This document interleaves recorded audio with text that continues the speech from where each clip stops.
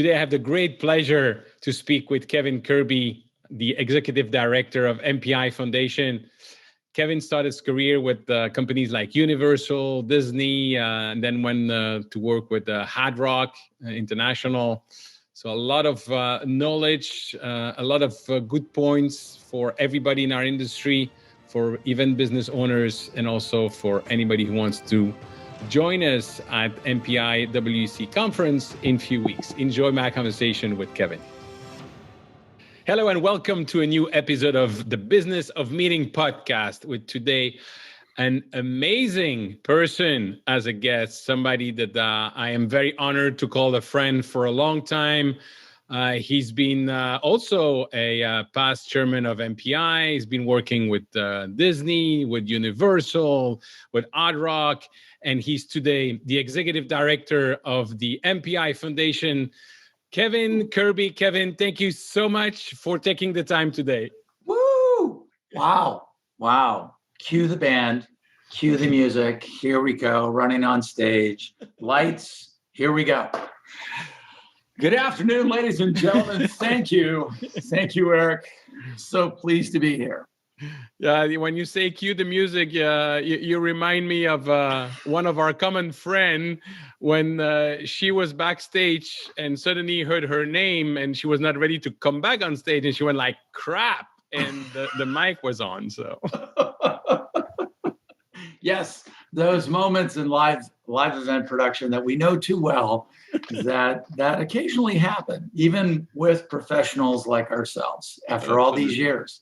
Absolutely. Sometimes it happens. So Kevin, my friend, we know each other for a long time, obviously, and I'm sure I'll mention one of the greatest incentive program I ran, thanks to your help. But how did you get into this industry? Was it something that you always wanted to do? What's your story? Well, first, completely flattered. Thank you for asking me to join the conversation today as I've listened to a few of the podcasts. So I'm an accidental meeting professional, if that's such a term. I was involved early in my career in theme parks, in regional theme parks up in Ohio and Western New York. And that was where my career began. And it was my love of hospitality that got me to eventually to Orlando, to Universal Orlando. And it was there I was introduced to the meeting and event business. And ironically, I was hired by a gentleman named Fred Lounsbury of Universal. And I met him at the International Association of Amusement Parks and Attraction Show in Miami, Florida in 1994. And we had a great conversation, and he asked me about what I knew about Universal. And of course, in the industry, you knew the Universal Studios brand. They were expanding into a destination. And he said, "Do you know anything about the meeting and convention business?" I said, no. I said, "I'm a marketing guy. I'm a sales guy. I've been doing advertising and promotions and everything else." He says, "Do you know how to manage people?" I said, "Yep." He said, "I'll teach you the rest." And I packed up what I had at that time in Buffalo, New York, gave my snow shovel to the mover and said, "I never want to use this again." And got on a plane and headed to Orlando. And here I am, I don't know, 25 years later, more. So yeah, pretty crazy. And so in your career, you went from Universal to Disney. And how is that happening? And how do you feel with, because I'm sure there's many people like that are going from one brand, one great brand to another great brand. How does that happening? And what's going in your mind when you get the proposal? Well, truth be told, as I've transitioned from these brands, I've been able to, the choice wasn't completely voluntary. When I transitioned from Universal to Disney, they went through a corporate reorganization. So it's another story for another day how it went down. But I lost my job with Universal, and it was very humbling, and it was, we had done so much good work, and we had been nothing but successful. And a decision was made in California that I would not be there anymore. And because of this industry, because of what I like to think is the relationships that you have with people in the industry, I received a call from a lady named Ann Hamilton from Disney, and she was great. She called up and she said, "Hey, I heard you're a free agent." And I laughed and I said, "I haven't heard it that way, but yes." And I got an opportunity to go down and work with, at that time, Georgia Gell and the team that put on the events throughout the Disney resort there, Walt Disney World. So it was a challenge to go from, it was a different culture. Of course, you were going from Universal to Disney, who has one of the strongest cultures and brands in the world. And it was exciting. It was a great time. And a great group of people, just a wonderful group of people I had the opportunity to collaborate with. My fellow cast members, as they say. So, yes. And since I've known you, Kevin, you've always been such a gentleman, so open, so helpful with everyone. And if I'm not mistaken, when we first met, you were with Hard Rock already. And this motto of love all, serve all, as I always said, you are the poster child of that, and always being so helpful. And I remember going, bringing an incentive program to New York. And thanks to you connected me with John at that time at the Hard Rock in Times Square. And we were able to go there, to sit on stand on the platform, take pictures, and had sung Division in the private room when the whole company was on stage. It was just phenomenal. And this, quite frankly, I would not have been able to do it if it wasn't for volunteering, and if it wasn't for MPI, if it wasn't for you. And I know volunteering is something that has always been extremely important for you. Oh, gosh. Allow me my commercial towards volunteering and more importantly towards MPI, Meeting Professionals International, and to the MPI Foundation. If there's anything, and I'm a 23, 24 plus year member of MPI, and now I'm working for the nonprofit. So I'm passionate about it, and I'm passionate about volunteering because some of the most wonderful friendships I have in this industry, including yourself, are from our involvement, our time together, and volunteering, being on committees, being on specific boards that are helping drive decisions about our industry and what we do. And our conversation, your desire in doing that, which was brilliant, and how you're going to stage this entire incentive, that was amazing. And I with Hard Rock, I was so fortunate to deal with some great folks. John Pasquale from the Hard Rock New York, yep. And David Miller, who was the head of the operations at that venue, and right on Times Square, and using the marquee and being able to give people a once in a lifetime type of experience.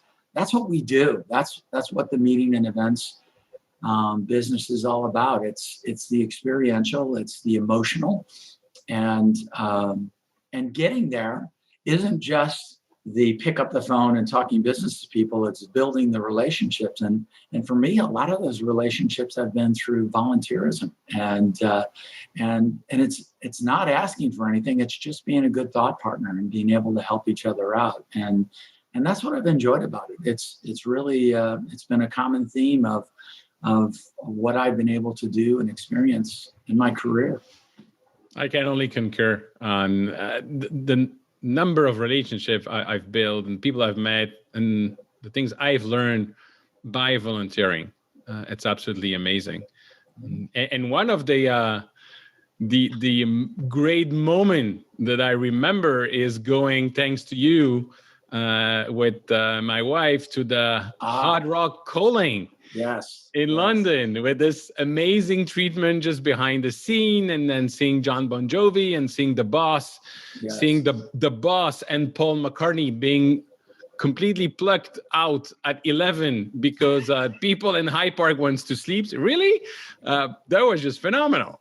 Yeah, it's so for the listeners to appreciate Eric. I had an opportunity to invite some guests to our annual summer festival in London, and I had some friends on the European continent, in the UK and Ireland, and I thought, well, who could I invite from the States? And at that time, you were kind of commuting back and forth in the process. You weren't completely stateside yet, and so the Rosenbergs came and joined the party, and you got to experience rock and roll history that forever will people talk about Hard Rock Calling, and the day that the London police pulled the plug on Sir Paul McCartney and Bruce Springsteen and said it's past 10 o'clock and music stops, and nobody pulls the plug on Sir Paul McCartney, let alone Bruce Springsteen. So we were there, we got to see it. And that's part of it. And, reflecting upon that, Eric, think about all the great, wonderful experiences that we've had across the globe through our careers, and how COVID had just put that to a screeching halt, and how, we can be on Zoom calls now, but is not even fractionally the same as being together to hear live music, to experience what people do, what people say, and the emotions that happen in face-to-face meetings and events. And it's a time right now where recovery cannot happen fast enough. And from both our industry standpoint, but if you talk about the opportunity to go to listen live music, which I've always thought was such a wonderful experience, and an ability to weave that into programs and events that we've done, I miss that. I miss that immensely. Mm-hmm. And I know there's so many in the industry that we can't wait to come together in Las Vegas for our World Education Congress, and enjoy the live music that's going to be there and the experiences. But that's really kind of the great aspect of what we do and why we do it. So absolutely, and kudos to MPI. I remember also going to WEC in Grapevine last November, if I'm not mistaken. Yes, where you all did an amazing job, and it was really the first time that we're coming together. Although it was still, no vaccine yet, nothing, but it was very, very well done. But to your point, I can wait in a few weeks to be at WEC to see you and everyone, and again, experiencing what live events are and what it brings to people. Now, I know that throughout your career, you're really like a marketing mind, an amazing marketing mind. So I'm trying to bring content, as you know, for business owners in our industry. What would be your advice in terms of positioning for business owners in the meetings and event industry as we are slowly and surely reopening today? Wow. So let me clarify that then. So are you asking how they should be pursuing the relaunch of their brands? Are you talking about the simple steps towards, are you talking specifically in the business and meeting events, or are you just a general observation, or is that? Yeah, it's really for business owners that are in our industry to reposition their company. Yeah. What are the needs of the customer? How does that evolve? What type of service they should be offering? And most importantly, how can they differentiate themselves from the rest of the competition? I think the savvy individuals at this point, and I look at what happens on Main Street USA, High Street in London. I look at what's happening to those businesses and what is closing completely, And then those that had the entrepreneurial spirit to say, I've got to try something new. I've got to try a way to keep my restaurant open, my diner open. I've got to keep my meeting and event business open. How do I do this? And the ability for so many people to be able to say, I've got to hang on. First of all, have a little faith that this won't last forever. And the second aspect, they probably had a great opportunity to self-reflect. I know I did. Mm-hmm. As a guy that had to go to corporations and organizations and ask for money at probably the worst milestone in my entire professional career and say, listen, I want to help a bunch of people, but I don't want to be ignorant to the fact that you don't have money coming in right now either. I get it. But I also think that so many people said, okay, how can we work smarter, not harder? How can we take this opportunity to reintroduce our brands and make it something that remains compelling? I think my mind's immediately going to try and figure out how I can rebrand something to someone. And I think simply it's just being able to say, we're bringing people back to work. We care about you as a customer. We cared about you when you were in the midst of this pandemic. We still will wear a mask. We will do what you need. That's customer service. That's not defiance. That's of I don't believe in it or whatever. It's just recognizing that when we're in business, we have to recognize that we're dealing with so many different personalities, preferences, and things will change. Things will they'll obviously be moving in a different direction. A week ago, I was staying at Live by Lowe's, which is in Arlington, and it's the new hotel adjacent to Globe Life Field. And for the listeners across the globe, that's Major League Baseball, Texas Rangers baseball team. And yes, I was able to take in a baseball game in a socially distant way. But I was at the hotel and I'm checking in, and God bless their front desk staff. They were saying, here's the thing, Mr. Kirby, we don't have a lot of hotel staff. So if you don't mind, we're not going to clean your room every day. And I thought, hey, that's no problem by me. And they said, well, good. How about if we wait until you check out? And I said, well, what if I want some more towels? And they said, give us a ring. And I said, no problem. I got to say, Eric, I think that checks a box of sustainability. And I also think there's a practicality to it that we have been so used to having our rooms cleaned every day and everything else. I don't sense that is, I don't know if that's something that's going to go back real quick. I think organizations are going to say, here's the deal. If you absolutely must have it cleaned every day, we'll send someone up. Mm-hmm. There might be an extra charge. I don't know. I don't know. I'm sure the hotels are looking at every different point, every revenue stream, every segment, and trying to figure out what could lead to saving money and making money. And but from all purposes, and you and I have talked about this before, recovery appears to be on the horizon. Mm-hmm. And hotel demand right now has got to be increasing, because I'm trying to book tickets and I've never seen higher airfare in the last 18 months. So something's going right. Something's changing. So hopefully it's sooner than later.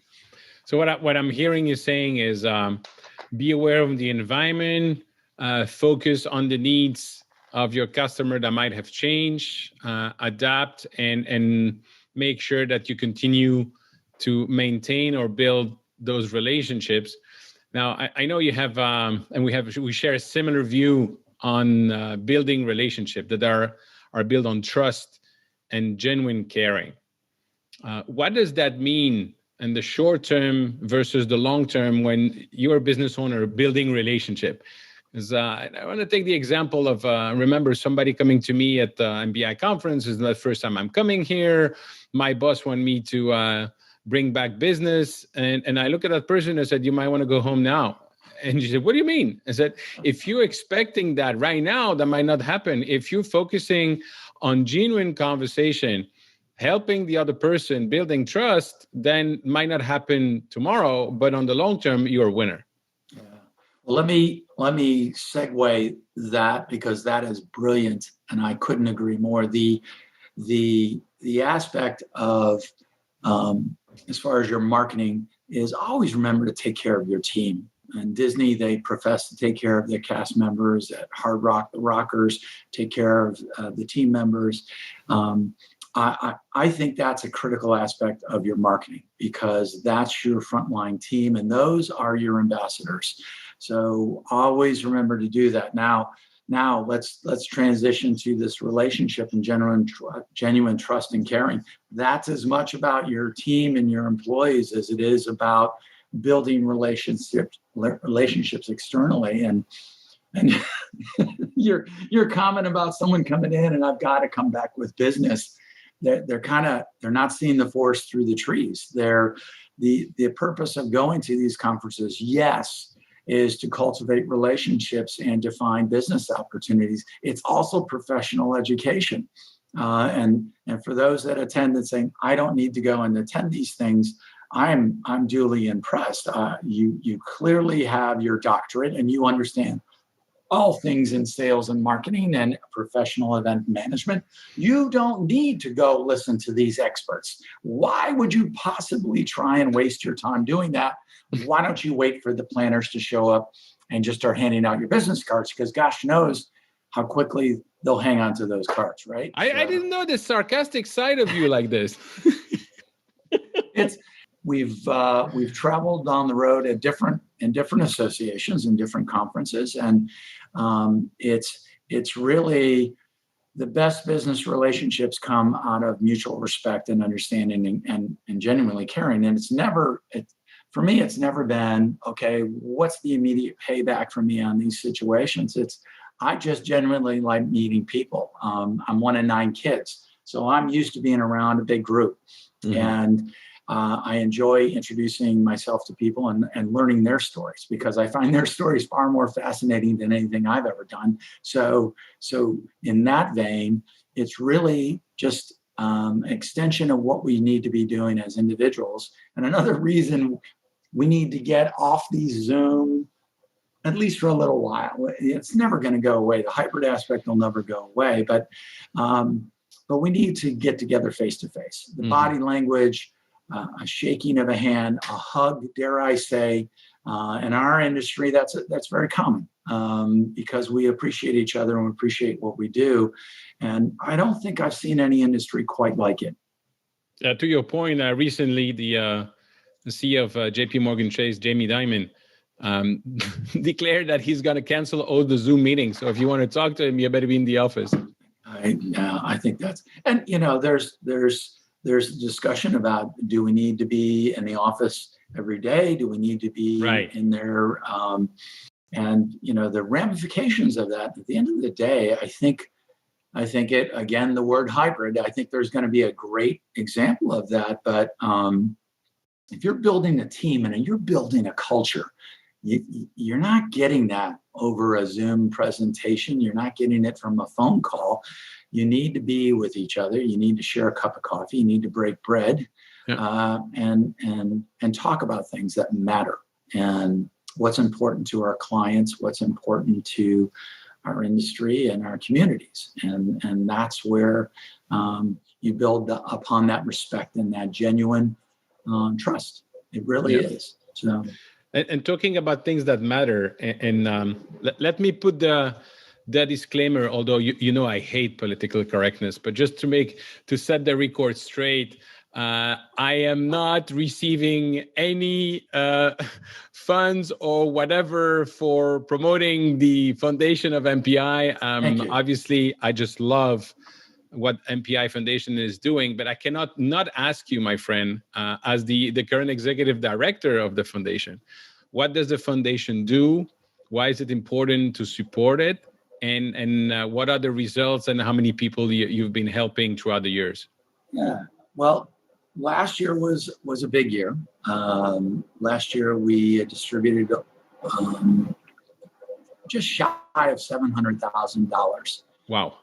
To 2,230 plus individuals across the globe.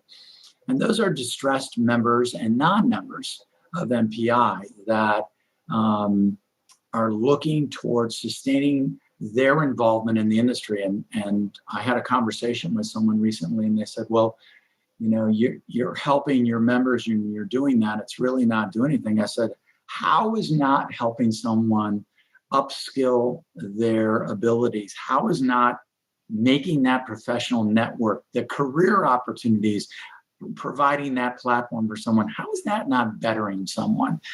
And they said, I didn't think about it that way. And I said, well, that's what we do. I was very fortunate last year because the leaders of the IMEX group, Ray Bloom, Karina Bauer, in late August last year, they contacted MPI and suggested, hey, we appreciate everything you're doing, and we would like to support your efforts. And we're going to write a check for $250,000. And that was fantastic. Yeah, I was speechless, which knowing me, that doesn't happen much. So I was blown away, and to have that type of support in what we're doing was immense. Now going forward, our efforts are really around, we continue to do that this year.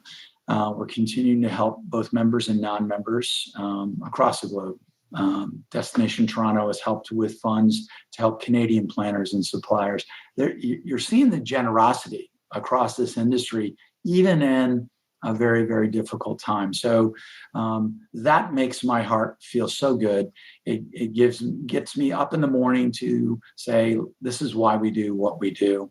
We're rolling out some different initiatives towards plan giving now. So for those individuals that are in the late stages of their career, they're ready to look at retirement, looking at opportunities, no different than the universities that are out there that offer opportunities for named endowments and programs. We're going to be offering that. We'll be announcing some programs during WEC Vegas in a few weeks.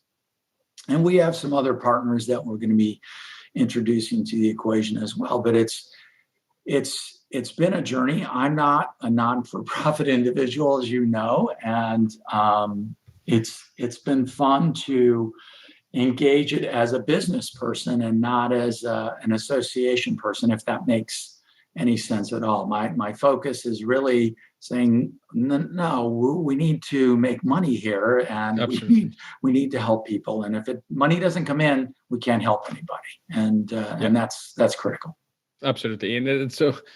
I'm not English native, but that's how I learn the difference between non-profit and non-for-profit. There you go. You can definitely be non-for-profit, and you need the funds to help others. Exactly. So yeah, it's been quite a journey, and to accept the role, and then within a year hit this critical milestone, a little bit over a year. But yeah, what's been key to all of this has been the industry relationships. I've been very fortunate with a board of trustees that believe in what we're doing and continue to support us, even when it's the most difficult time to be asking for funds. So, but it's no different than selling. It's not a great time to be out there trying to sell things either. So it's being willing to step up and help. So. Yeah, that's great. Congratulations. Thank you for that. Thank you. When I was preparing this with you, you said one of the things that is important for me in life is, and I, quite frankly, I don't understand that, but you say it's important to find humor and have fun in your life. How could that be? It's I've been very fortunate in my career. I've also had setbacks in my career, like so many people. And setbacks are personal, setbacks are professional, and perhaps it's my Irish storytelling nature that comes out occasionally. But I enjoy a good laugh, and I enjoy doing things that are fun, and not trying to over stress on simple things. And in the event business, you get so many people that are, this will happen and this will happen and this will happen. And I kind of sit back and laugh and I go, it isn't that it's not going to happen. It's how do you react when it happens? Yeah. And that can happen during events, like someone leaving their microphone on when not realizing they're backstage, or a congressional leader or anyone like that, to what happens. Oh, it's a rainstorm outside. Nobody planned that for an event or for a concert or for something, but how you react to those and how you make the best of those. And I've always found that your ability to laugh at yourself and laugh at the situation and have fun. And I have apparently found some great relationships in the industry who share those idiosyncrasies as well. So yes, I would.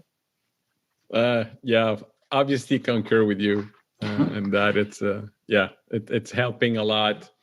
And in attention, when they have stress, some humor diffuse the tension sometimes, and it's actually always very good to laugh at oneself, but also to laugh in life in general. So right, totally agree with you. One thing you told me as well, which I thought was very profound, is that the role of your faith, regardless of what your faith is, but the role of faith in motivating oneself when others don't. And that, I think I'd love for you to elaborate on that, because I'm sure it's going to interest a lot of the people listening. Yeah, it's throughout your career, throughout your life, you're going to have those moments of self-doubt. I think we all do. And Eric, your story is a motivating, it's an impassioned story. It's one I like to share with individuals I know about your journey, and how not to give up and how to have faith. And faith, regardless of religious leanings, it's really about trusting in a greater calling, and believing in that, and believing that there's a path for you. And I've had the opportunity, Eric, 4 times in my career where someone said, you know what, we don't want you on our team anymore. And I'm happy to say it was never because I did anything wrong. I wasn't a non-performer. They just said, you know what, we're going to go a different direction. And that hurts, because I'm a loyal guy. I'm a team member. But at the end of the day, it was one of those where you just don't take it personally. And I had faith that there was something better for me, and a way of using my skills and what I bring to the table. And in every circumstance, there was a better opportunity awaiting. And those sound like a Hallmark card or someone's a sign in someone's house of live, laugh, love. But at the end of the day, it really is, just trust yourself and trust your gut, and surround yourself with people that support you. And they don't always agree with you, but they'll support you. And I think that's absolutely critical. And when it comes to decisions in your work, don't let go. Don't default to someone else. If you believe in something, push it, and you'll be surprised with the outcome. Love it. Absolutely profound. And you are, I think, hitting on the nail, especially for entrepreneurs. Obviously for anybody, but for entrepreneurs, believing in yourself, surrounding yourself with advisors. You don't have to agree with them, but you have different opinion. Then you take your own opinion and you trust that something's better is going to come. Good thing, bad thing, you never know. Exactly. And as Churchill would say, when you go through hell, keep walking. Exactly. That's profound. Yeah. What else can you do? You just keep your head up and keep moving. And, absolutely. My friend, I always love to close those conversations by asking the question, when we meet in 1 year with a glass of champagne, what are we going to celebrate? Actually, he said, when we meet in a few weeks at the World Education Conference and we have a glass of champagne and a cigar, what are we going to celebrate? First, it will be wonderful to see you, and I cannot wait. I cannot wait. I don't want to wait a year. You beat me to the punch. I was going to say I'm not waiting a year, Eric. And we encourage everyone that's listening to this, the World Education Congress in Las Vegas at the lovely Caesars Forum. On behalf of everyone at MPI, we encourage you to, if you can attend in person, definitely consider joining us on a virtual standpoint. But Eric, when I see everyone face to face, I think that's an exciting time. That'll be another opportunity for us to renew our faith in what we do as an industry and the value of what we do, and economically, all those different aspects, personally and professionally, it's huge. Las Vegas is clamoring for this to happen, and we're excited to be a part of it. So join us, please, and I can't wait for that cigar and for that champagne for sure. Kevin, thank you so much. If people want to reach you, what is the best way to reach you? Sure. Let's just use my MPI address. It'skkirby@mpi.org. That's the easiest way to get in touch with me. And if I can ever offer any help, please don't hesitate. So always Wonderful. Good, Eric. Thank you, my friend. I'll see you in a few weeks. You bet. Thank you, Kevin, for taking the time to speak with me today. A lot of great points you mentioned, and the one that really resonates a lot with me is faith, believe in yourself, and keep going. So thank you very much for that. Ladies and gentlemen, if you want to connect with me, please do so on LinkedIn or join my Facebook group, www.eventbusinessformula.com/group, where we discuss everything related to owning your business in the meetings and event industry. Thank you.